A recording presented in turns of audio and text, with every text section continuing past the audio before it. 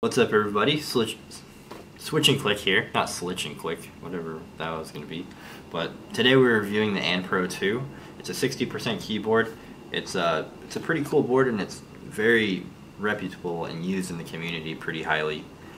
So we were very excited to get our hands on one and review it.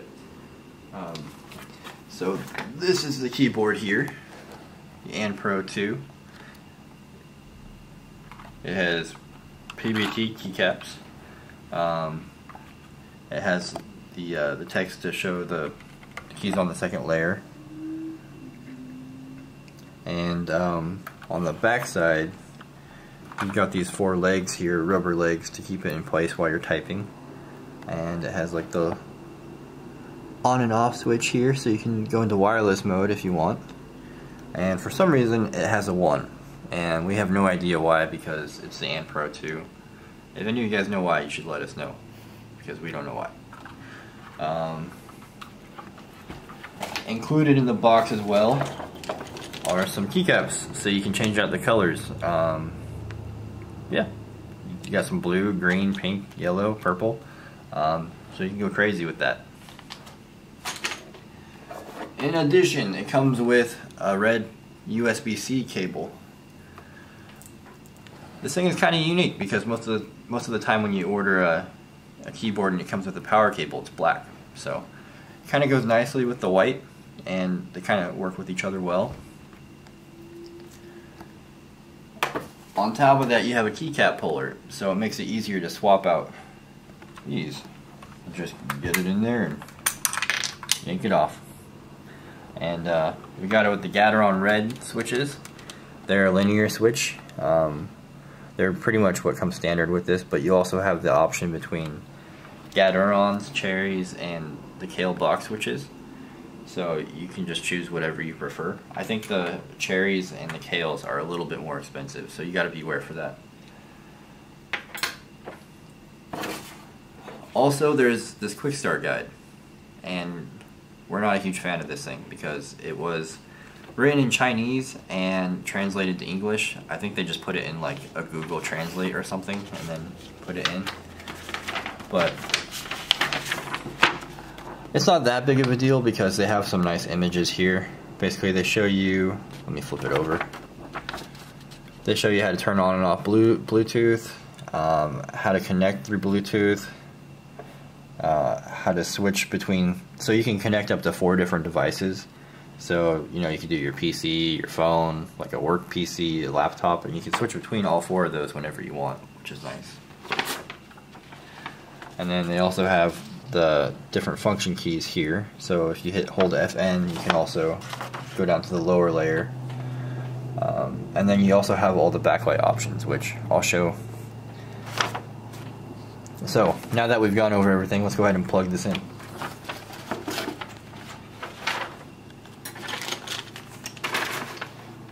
We already have our power cable here, so. And to turn on the lights, you hold down the page key and you press 8. 9. So you have a whole lot of different color options. You have green, yellow, blue, dark blue, purple, rainbow, pulsing red, yellow. You have whatever this is. And then you also have the one that lights up with each individual key. So that's kind of fun too. And we went full circle. If you press 0, you can turn it on and off. There's also the 8 key, which I think is broken. For some reason it only lights up the top row and only part of it, and then nothing else lights up. I'm not sure if it's a bug.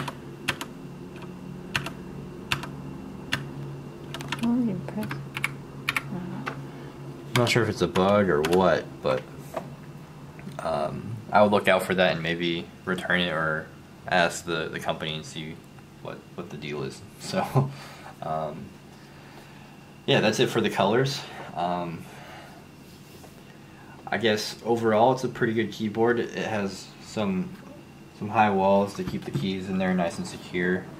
The stabilizers are really nice. The spacebar here doesn't wobble too much. The only complaint we really have is the shift key isn't that great, the right shift key. The rest are fine though.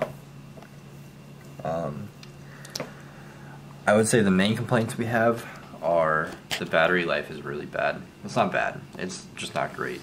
It's only 8 hours. A lot of comparable 60% keyboards on the market have batteries that last up to 72 hours. So this one's literally 9 times shorter lifespan. Which means that you can probably maybe get through a day, and then you'd have to keep the charger with you at all times. Another complaint, of course, is the lighting issue that we discussed. And there was another one, but I can't remember. My typing one. Oh, right. When Betty was typing, she had an issue where it would move her cursor up. We think it's because she was, not her, but I think the keyboard would activate one of the lower layers and move her up. We weren't able to reproduce it, but it happened a few times, so we know it's an issue, we don't really know what to do to fix it. So it might just be an issue with the keyboard itself, but like I said, we weren't able to reproduce it. So overall, it's a pretty decent keyboard. You have a whole lot of customization options, and there were a few issues like this lighting problem, which is a problem but isn't really a problem because you have so many other options to choose from. I mean, you don't have to use the A key. The typing one is kind of annoying, and the battery thing you can work around as well. But it came out, it was $90, so it wasn't too expensive. It's kind of mid-range, but there are other 60% keyboards out there that are cheaper. So yeah, that's about it. And we'll link the blog post. And we're going to link the blog post below.